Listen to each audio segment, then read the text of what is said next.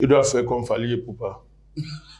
C'est-à-dire, aller accompagner Macron à devenir sous, boire dans les bars consacrés à leur dérive, leur déchéance. Connaissez l'image de M. Macron à Kinshasa. Il a fini d'insulter les Congolais, de mépriser celui qui est là comme président. Ça va tout ce que nous pensons de lui, mais bon, il est le président, il est là. Il a méprisé publiquement et tout. Mais il peut aller boire avec Fali Poupa, le chanteur. À moi, tout au long de la nuit. C'est-à-dire que la star africaine. Parce que lui, Fali, il chante. Voilà. Il simule les grimaces ésotériques. Il ne pense pas. Mais Gims a décidé de penser. Et on veut sa mort. Mais tout est là. C'est un tableau. Je salue une fois de plus, mais votre perspicacité, votre sagacité journalistique. Le tableau, il est là. La question de ce qui est arrivé à Maître Gims, met sur la table d'une manière factuelle, simple, mais d'une manière très, très, très dure, l'enjeu de ce que j'appelle la bataille de l'hégémonie intellectuelle. Il ne s'agit pas pour nous de devenir hégémonique. Un intellectuel n'a pas vocation à faire de l'hégémonie. Parce que personne n'a la science plus. Non, de renverser, de mettre fin à cette maladie occidentale qui consiste à croire que l'hégémonie est la règle de la vie. Les gens sont incapables de vivre tranquillement avec les autres. Il faut toujours dominer et écraser. Et on a fait de ça un mode de vie intellectuel où les Occidentaux croient que l'intellectualité consiste à dominer. Tous sont dedans, hein. Même quand ils sont de gauche, même quand ils se déclarent progressistes, de droite et tout, c'est l'hégémonie. C'est l'hégémonie, mais c'est une malédiction. En même temps, c'est une pathologie. C'est une pathologie. Il va falloir, s'ils ne veulent pas guérir, tant pis, il va falloir les forcer à se soigner. Maître Gims a fait quelque chose d'extraordinaire. Mais qu'est-ce qu'il a dit qu'on ne connaît pas? Il dit que l'électricité vient de la pyramide. Ça, c'est une information. Mais le problème, c'est que ça remet en cause beaucoup de choses. Ça remet en cause toutes les fadaises qu'on nous a apprises sur les inventeurs, les découvreurs, l'électricité, toutes ces choses-là. Donc, le monde moderne est l'invention de l'Occident. La modernité, c'est commodité. La vie moderne et ses commodités. Les lumières de la modernité, les lumières technologiques, les inventions dans le domaine du transport, de l'aviation, dans le domaine maritime, dans toutes ces commodités, entre guillemets, qui font la modernité, mais évidemment, ça ne peut être et ne doit être que l'invention de l'Occident. C'est ça qui fait que le blanc, c'est un dieu. C'est ça qui fait tout l'aura du blanc et fonde sa supériorité. Et vous regardez haut, qu'avez-vous inventé? Qu'avez-vous apporté à la civilisation, à la modernité?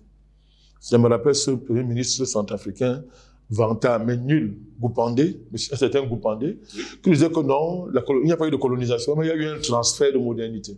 Il y a eu un transfert de modernité. Donc, évidemment, toute la théorie que l'Occident adore. Donc, mais, il disait ça sans avoir honte. Jean-Paul Goupandé, je crois qu'il est décédé, paix en son âme, mais je rappelle simplement ça à titre pédagogique. Donc, pour dire que l'actualité de la pensée unique, ça se voit encore dans ce qui arrive à Maître Gims. Nous lui apportons tout notre soutien. Nous lui apportons tout notre soutien et nous faisons le rapport à Fali Poupa et les autres chanteurs inutiles qui servent à rien, qui chantent des banalités. Voilà, cadeau à M. Macron. Voilà, ils peuvent saouler ensemble, ressembler à des épaves à la fin de la soirée. Voilà, c'est une image qui a fait le tour du monde. Les Français s'en ont offusqué. Ben, les Africains ont fait comme s'il n'y avait rien. Voilà. Parce que c'est Fali Poupa. La question de savoir qu'est-ce que Macron fait. Qu'est-ce qu'il fricote avec Fali Poupa. Pourquoi Fali? Pourquoi pas Gims? Pourquoi on veut tuer Gims? Pourquoi Fali Poupa et les autres sont célébrés? Vous rappelez qu'ils avaient une capitale à Côte d'Ivoire, autour d'un certain Bakayoko. Le demi-dieu. Oui. Tous les musiciens africains le célébraient. Mais allez voir qu'est-ce qu'il faisait. Je vous rappelle qu'on l'appelait le demi-dieu, comme vous le dites. Kofi Olomide. Chantait le demi-dieu. Mais Bakayoko était spécialisé en quoi? Hein? Dans ce qu'on appelait Ambaké. Ambaké. Vous appelez Ambaké, non? Des dérives et des pratiques qui ne peuvent se justifier que par la magie, à l'état brut. À l'état brut pour dominer. Alors il y avait autour de lui les musiciens. La drogue, il passait. Tout, il passait. Tout ce qu'il y a des villes. On le célébrait dans les chansons. Voilà. Quand il est décédé, mais que sa famille m'excuse, hein, ce sont des faits. Je l'appelle des faits. Quand il est décédé, tous les musiciens étaient là-bas pour célébrer leur Dieu. Vous voyez que même tout ça, la pensée unique marche avec ça. La pensée unique utilise la musique, utilise les arts, utilise tout ce qui construit la mentalité humaine, tout ce qui gère notre émotion, n'est-ce pas? En plus de l'intellectualité, tout ça se met ensemble dans un projet qui consiste à quoi? Et on revient donc au sujet de manière plus fondamentale. Le projet est simple. À l'Occident, le monopole de la pensée. Descartes va dire « je pense, je suis ». Ben, on connaît qu'il y a Descartes dans la pensée, dans le mouvement intellectuel de l'Occident. Ça dit que d'autres peuples n'ont pas pensé avant. Il n'est pas le seul. Hegel a dit ça. Brillant philosophe. On ne va pas nier qu'il était brillant. Raciste. Raciste. La philosophie n'est pas le domaine des Africains et les peuples orientaux. À ces peuples-là, c'est la pétulance, l'animalité, la brutalité. Ces peuples-là dansent, effectivement, mangent, boivent, font des cultes à des dieux, ne pensent pas. Rient et dansent autour du feu. Ils dansent autour du feu, ils ne pensent pas. Ils sont primitifs, ils ont, à la limite, il est faux de la queue. Quand ils n'ont pas la queue, ils simulent dans des vêtements la queue, le singe qui a la queue qui balance comme ça. Donc ces peuples-là sont meilleurs dans l'expression de la pétulance. Dans le vitalisme, le père Tempel, ils accumulent des forces comme ça jusqu'à sombrer dans un excès de force qui les détruit. Parce qu'ils commercent avec des dieux, ils commercent avec la nature, dans des choses compliquées, mais ils ne pensent pas.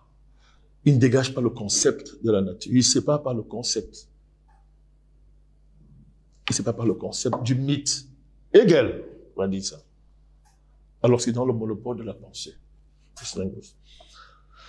On sait que c'est faux. On sait que c'est faux. Mais comme il s'est imposé depuis pratiquement 700 ans, il a réussi par la violence, toutes sortes de violences, cumulées, à admettre que sa pensée est la seule qui doit s'imposer. Alors, il s'agit de quoi? C'est simple. C'est comment on désigne les choses. Une civilisation, Jocelyn Gauss, c'est aussi l'art de désigner les choses, de décrire les actes qu'on pose de soi-même. Oui. La manière d'organiser sa vie, c'est dans le travail, dans la fondation des familles, l'organisation de l'espace, Jocelyn Gauss, la domestication du temps, n'est-ce pas? La création de la concession, des lignages, de la tribu, on confédère les tribus, après on passe à la nation, n'est-ce pas? Après aux empires. Vous voyez, l'activité d'exister dans tout son compartiment, Jocelyn Gauss, dans ses dimensions quotidiennes, comme dans ses dimensions futuristes, et même passées. Tout ça, il faut des mots, il faut des mots pour les désigner. Vous voyez, on désigne tout ça, on fait émerger un langage. Hein? Et à travers le langage, on peut soutenir l'activité, l'activité scientifique. Je suis en train de vous parler, à partir, il y a des idiomes, on construit des idiomes, après on fait un alphabet, on fait une grammaire, et la pensée peut commencer, la pensée peut exister. La pensée peut exister. Et quand la pensée existe, la science arrive. La science arrive, je vois l'univers, j'observe l'univers, je dégage ses lois, je dégage ses lois, j'en deviens maître, si on veut ressembler à Descartes. Mais j'invente un mode de vie, soit en harmonie avec la nature, soit dans un rapport de domination avec la nature. Mais c'est la pensée qui est derrière tout ça. C'est la pensée qui sépare le concept du mythe, comme je l'ai dit. C'est la pensée qui fait à ce que ce qu'on appelle l'enjeu du reflet dans la théorie de la connaissance, le reflet. La théorie de la connaissance est basée sur l'idée du reflet. La nature se reflète dans mon cerveau, je traduis ce reflet à un niveau supérieur d'élaboration qu'on va appeler la pensée. Alors, à nous, l'Occident est arrivé, il a dit que nous, on n'a pas la pensée. L'Occident fait croire que celui qui domine a la bonne pensée. Que je domine, donc j'ai la bonne pensée, j'ai la vérité. C'est avec l'Occident qu'on pense que le faible ne peut pas penser. Le dominé n'a pas de pensée. C'est avec l'Occident qu'on fait croire ça. Que aussitôt je suis fort, ma pensée est la meilleure. il y a un silence, il y a un tabou sur les conditions concrètes de la domination. Comment est-ce qu'on a construit la domination? C'est-à-dire, il y a un silence, il y a un voile qui est jeté dessus.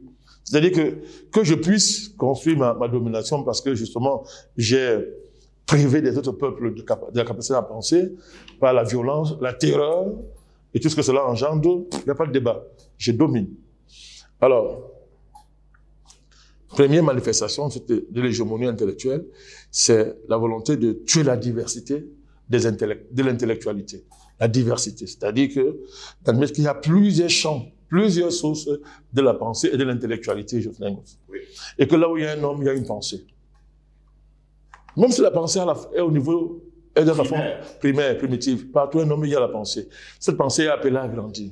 C'est le principe. Donc, normalement, il y a plusieurs sources, n'est-ce pas, de l'intellectualité, de la pensée. Cheikh Anta Diop théorise ça, sur le plan scientifique, avec ce qu'il appelle les berceaux, la notion de berceau civilisationnel. Il va en dégager deux, le berceau méridional, l'Afrique, et le berceau occidental. Mais on peut aller plus loin, la notion de berceau. C'est-à-dire que l'homme, partout il est, la pensée, et c'est ce qui fait l'homme. Tous les hommes pensent. Dans des conditions précises, ils penseront toujours. Donc, la pensée unique nie la diversité des sources de l'intellectualité et de la pensée. Alors, va donc procéder à une standardisation. Mais la condition de la standardisation de la pensée, c'est la destruction des pensées autres. L'extinction des souches, des diverses sources de l'intellectualité. C'est ça. Aimé Césaire va parler d'ethnocide, de génocide culturel. C'est très profond ce qu'il dit. Parce que le génocide culturel consiste justement à éteindre les foyers de la pensée, qui ne sont pas les foyers générés ou bien maîtrisés par le dominateur, la pensée unique. Alors, une fois que c'est fait, comment dire ça? On impose le récit, c'est-à-dire la manière de définir les choses, de définir la vie, la manière de refléter dans notre cerveau, dans nos intelligences, les différentes modalités de la vie. On impose ça. Alors quand on le fait, il y a un temps zéro. Il y a un temps zéro. Le temps zéro, c'est quoi? C'est qu'avant nous, il n'y avait rien. D'autres n'ont rien eu. Il faut donc les civiliser. Donc, on entreprend donc, et on ouvre une époque où on considère que, avant nous, les peuples n'étaient rien. D'ailleurs, on les a découverts. Et comme ça, nous les classifions dans une échelle d'infériorité et de supériorité. Alors, ils évoluent, s'ouvre donc une grande ère d'évolution où le puissant, le dominateur, est là pour observer l'évolution et distribuer les points entre ceux qui évoluent bien, ceux qui sont en bon chemin dans l'échelle et qui, peut-être un jour, ressembleront, vont atteindre le niveau du dominateur. Mais il y a un mensonge parce que le jour où vous atteignez ce niveau, il n'est plus dominateur unique. Il n'est plus dominateur unique. Donc c'est un mensonge parce que jamais n'acceptera que vous arrivez à son niveau. On est dans une impasse éternelle. C'est une impasse qu'on ne peut même pas solutionner. C'est une impasse qu'on ne peut pas solutionner. Donc vous voyez très bien que... Alors, c'est pour ça que la domination consiste à imposer partout, n'est-ce pas, un modèle, celui de l'Occident, il faut l'imposer partout. Comme en même temps, on dit qu'on civilise. Mais en réalité, on ne peut pas civiliser parce que, comme je vous l'ai dit, il n'est pas possible qu'il y ait égalité entre le civilisé et le non civilisé. C'est un non-sens. Donc, comme je dis, on est dans un bluff, on est dans un mensonge. Je civilise, mais en fait, je ne civilise pas parce que mon but n'est pas de faire à ce que entre moi et celui que j'ai soumis, il y a des rapports d'égalité. Donc, la pensée unique, c'est une impasse intellectuelle profonde. C'est profond, parce que c'est un rapport incestueux, mais alors extrêmement antagoniste en matière. C'est une contradiction entre le fait que j'ai ce que j'appelle une science qui est universelle, mais en même temps, elle doit marcher, elle doit dépendre, n'est-ce pas, du mensonge. Parce que je mens que je veux civiliser. Je mens que je veux partager ce que j'ai. Je fais croire aux gens que non, moi je suis là, j'amène des choses nouvelles et que je suis disposé à partager avec vous. Mais en même temps, comme le rapport qui me lie à l'autre, c'est un rapport de domination. qui n'est pas seulement une domination intellectuelle, mais qui est d'abord une domination économique, qui est une domination culturelle. Donc, le rapport, c'est que il faut de l'inégalité, de manière structurelle, entre moi et celui qui le domine. En même temps, je veux le civiliser. En même temps, il faut qu'il y ait l'inégalité. C'est une contradiction insoluble. Et c'est ça qui explique le caractère tragique des rapports entre le dominé et le dominant. Donc c'est ça, c'est une contradiction. Donc la pensée unique est dans cette impasse-là. Parce que à chaque fois qu'elle veut s'imposer, elle doit faire justement avec les conséquences de son mensonge. Moi, je viens vous coloniser, je dis non, je vais vous apporter la civilisation. Mais concrètement, qu'est-ce qu'on voit?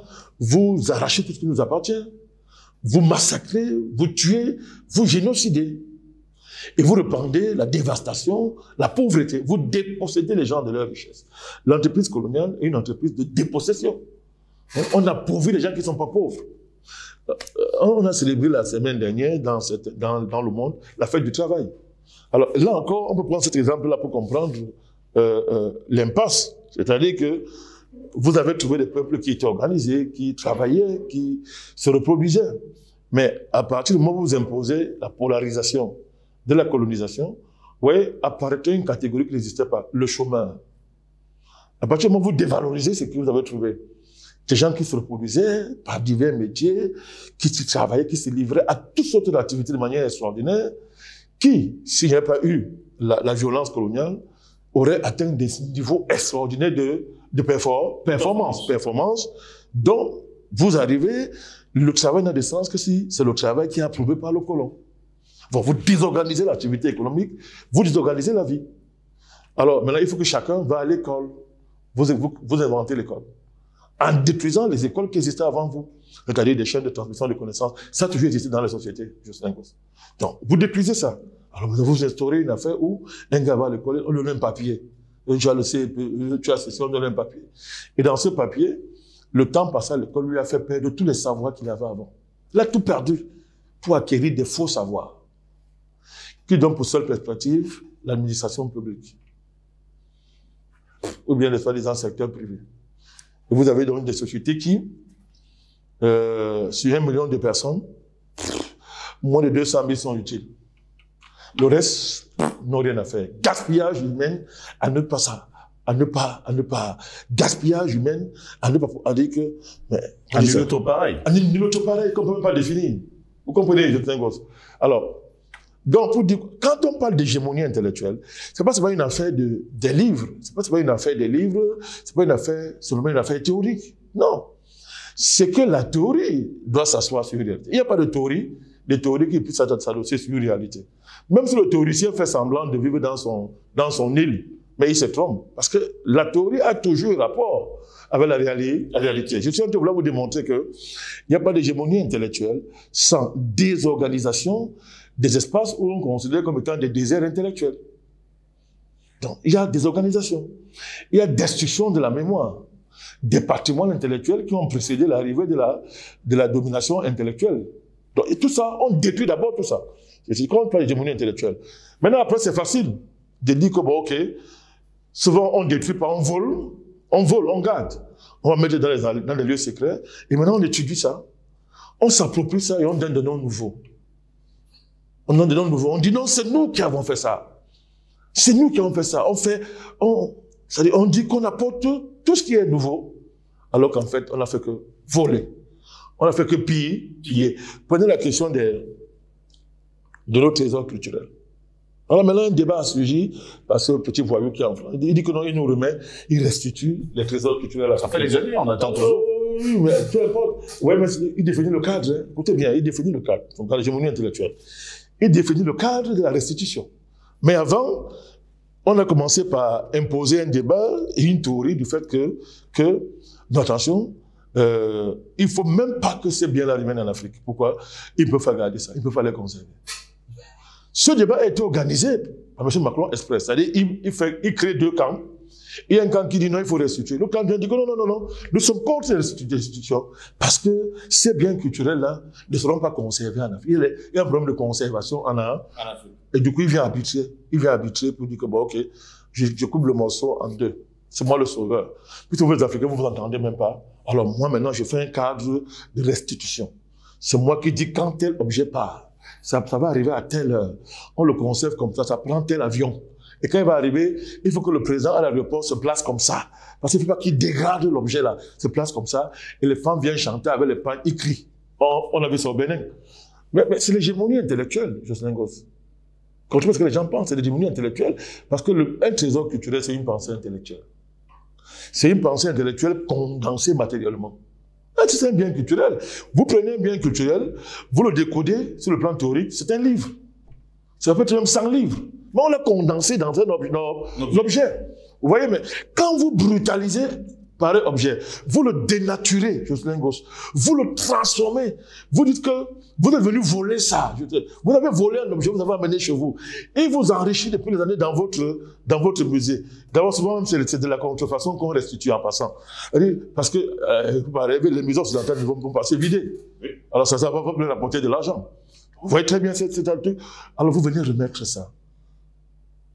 Mais, Jocelyn Gosse, mais dans quel contexte avez-vous obtenu cet objet? L'avez-vous volé? Quand on l'avait volé, Jocelyn Gosse, vous l'avez isolé de son milieu, avec qui il vivait. Il vivait avec son milieu. Il traduisait une civilisation qui était en mouvement, vivante. Il traduisait, l'objet a été la quintessence, c'était bon sang, c'était un concentré de vie. Vous l'avez ôté, vous l'avez tué. Et vous êtes parti avec cet objet en tuant la civilisation qu'il a engendrée. Oh, vous revenez des années, des siècles après, vous faites ce genre de cinéma. C'est de l'hégémonie intellectuelle. Moi, il ne faut pas faire croire que l'hégémonie intellectuelle, c'est des affaires de guerre des universitaires. Non, non, non, non, non, non, non. Chaque fois qu'on va déconnecter la question de la pensée théorique et on dit ça, et de la société qui engendre la pensée théorique, même si le penseur croit que c'est lui qui crée ça, parce qu'ils sont vantards, les penseurs, ils croient que c'est eux qui... Non, non, c'est pas possible. Pas possible. Donc, l'enjeu de la pensée théorique, c'est de ça qu'il s'agit, briser cette domination. Vous avez posé la question, faut-il suivre l'Occident? On n'a pas à la suivre. On n'a pas à suivre l'Occident. D'abord, il est perdu. Il est perdu parce que il est dans une guerre fondamentale. Je pense à la dernière guerre. Il a colonisé les nations, il a esclavagisé, il a arraché des territoires. Vous voyez un pays comme la France qui est une puissance maritime mondiale, je pense que c'est la deuxième. Hein. La France est une puissance maritime mondiale qui fait qu'elle a le pied pratiquement sur tous les continents. Mais c'est un petit pays dans la France. Comment elle a obtenu ces territoires? Mais par la violence. Elle a arraché, ça ne lui appartenait pas. En colonisant, elle a arraché. Aujourd'hui, c'est la propriété de la France. Et les habitants qui y habitent, vous prenez la question des dom-tom, vous pouvez utiliser le mot, ces territoires français d'outre-mer, et les populations qui y habitent, vous êtes en plein drame colonial, en plein 21e siècle. Ces populations sont menacées d'extermination. On les considère comme des sauvages. Pourquoi? On fait comme si ces populations n'avaient pas de passé. C'est-à-dire nos frères et sœurs qui sont dans les Antilles, coupés du continent, ils sont des Français, mais on n'a jamais admis qu'ils étaient des Français dans la réalité. De seconde zone. Mais on fait croire qu'ils sont Français, peut-être des départements français. Mais allez voir ce qui est là-bas. Allez voir ce qui s'y passe. Mais c'est la conséquence d'un déni théorique, d'un déni intellectuel, d'un déni historique, n'est-ce pas, qui fait que on a coupé ces gens de tout le patrimoine africain qui est leur héritage. Et qui, à partir de là, n'est-ce pas, est quelque chose d'extrêmement valorisant, un trésor de dignité et de fierté. On va donc interdire, par exemple, l'avènement des écoles panafricanistes aux Antilles. On va interdire. Tous les jours, on prend des décrets. On va mettre la question des béquets, c'est quoi? C'est une colonisation économique. Donc, tout ça, n'est-ce pas, c'est la guerre, tout ça, c'est la pensée unique. Ça s'inscrit dans une pensée qui est une pensée hégémonique, qui est une pensée racialiste, qui est une pensée raciste. Chez Jocelyn Gosse. Donc, il n'est pas question de suivre l'Occident. Je tente de vous dire que hier, il colonisait seulement, il a esclavagisé. Mais maintenant, qu'est-ce qui se passe? Lui pense l'après-humain. Il pense la post-humanité. Donc, l'humain, c'est fini. Mais est-ce qu'on peut accepter ça? La IA, ce n'est pas une fracture. C'est une ligne de séparation radicale, Jocelyn Gosse, qui nous oppose désormais à ces gens. Nous ne pouvons pas accepter une civilisation, une démarche théorique qui est basée sur l'après-humain, Qui a décrété l'après humain? Qui a dit que l'humain... Est-ce que vous êtes fini, vous? Non. Vous avez voulu cesser d'être humain? Mais qui a décrété ça? Ils l'ont décrété déjà. Dans le cadre du procès qui oppose le travail au capital, pour prolonger la domination capitaliste et la dévalorisation du travail, comme je l'ai dit dans une de mes sorties, il faut dévaloriser la force du travail. Mais l'enjeu n'est plus là. L'enjeu, c'est que il faut en finir avec l'humain. Il pollue la terre. Il est trop plein. Il a rempli la terre de manière inacceptable. C'est la question de la démographie.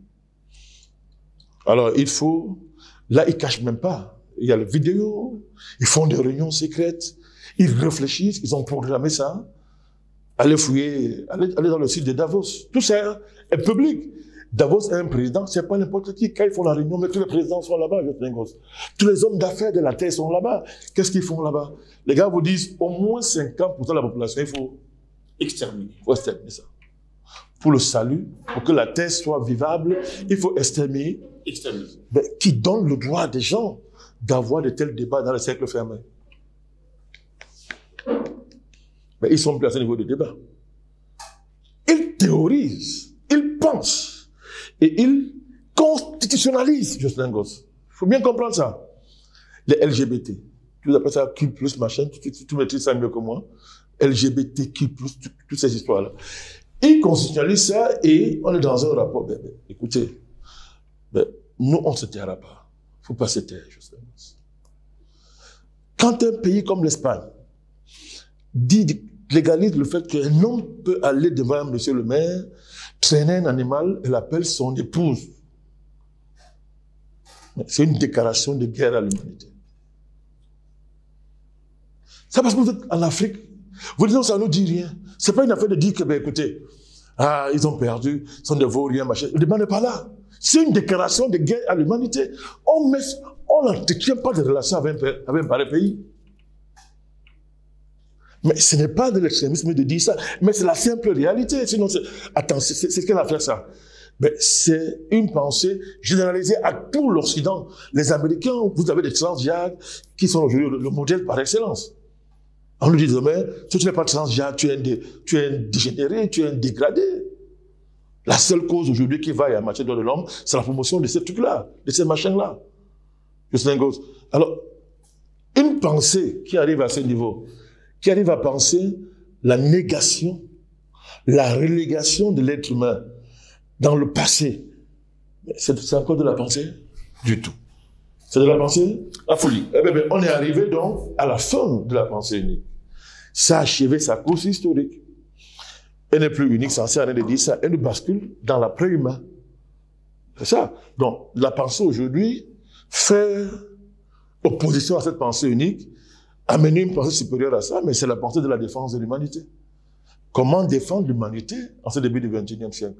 Quels arguments nous apportons à face à ceux qui ont renoncé d'être humains? Ils ont choisi, ils ont dit qu'ils ne sont plus humains. Ils sont post-humains. Ils sont post-humains.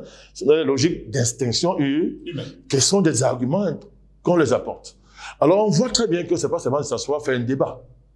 Parce que la pensée unique s'est imposée, je l'ai dit, à la faveur de la domination totale de l'Occident. Domination économique, domination culturelle, domination philosophique, domination spirituelle, domination géopolitique, domination militaire, domination financière. C'est-à-dire que c'est la holisticité de la vie qui a été prise en charge dans un rapport de domination par l'Occident. Mais très bien, la riposte actuelle doit épouser les mêmes contours. C'est-à-dire que l'enjeu de la défense de l'humain aujourd'hui est du rejet, défense et promotion de l'humain, et du rejet absolu, radical de la pensée unique, c'est de venir avec un nouveau rapport à toute la vie. C'est-à-dire que le rapport à l'économie, c'est quoi l'économie? Désoccidentaliser l'économie, désoccidentaliser la spiritualité, la religion, désoccidentaliser la culture. Je sais comme ça qu'aujourd'hui, il y a ce qu'ils appellent la culture mondiale, mondialisée. Le mondialisme culturel, vous savez ce que c'est. Donc, il faut tout ça, désoccidentaliser la culture, la guerre, le militaire, la famille, le sociétal, l'école, l'université. Je sais c'est la grande bataille du XXIe siècle. Les peuples dont doivent retrouver leur autonomie intellectuelle, n'est-ce pas? Chacun son autonomie spirituelle, pour justement, procéder à une première phase de la désoccidentalisation, et deuxième phase, penser l'avenir du monde et de l'humanité, dans un rapport de cofraternité. Nous, dans le monopole de s'asseoir, que les humains s'asseyent. C'est pour ça que la guerre en Ukraine et la lutte pour un monde multipolaire est le manifeste de notre temps pour mettre fin à la pensée unique. Parce qu'il n'y a pas de monde multipolaire sans fin de la pensée unique. Parce que la pensée unique, c'est l'unipolarité occidentale. Donc la guerre en Ukraine et l'enjeu de la multipolarité, mais nous concerne. L'Afrique doit prendre cela en charge. Pas seulement pour aller être membre des BRICS. Ça va au-delà de ça. C'est l'affirmation, n'est-ce pas, intellectuelle de l'Afrique dans le cadre d'une rupture intellectuelle, spirituelle avec l'Occident, qui se traduit par un nouveau manifeste de la civilisation qui dit au monde que, qui dit au monde en faisant, dire au monde en faisant que nous savons faire tout ce que l'Occident a fait mieux qu'elle. On peut inventer les voitures du XXIe siècle sans passer par ces histoires de transition, la transition énergétique, écologique, des bêtises comme ça pour tromper les idiots, n'est-ce pas? Il faut réinventer tout ce que l'Occident a fait en termes de transport, en termes de domination, appelons ça comme ça, domination de la mer, de l'air, de l'espace. Il faut refaire tout ça, il faut réinventer tout ça, mais dans le cadre d'un projet qui sauvegarde et fait la promotion de l'humain.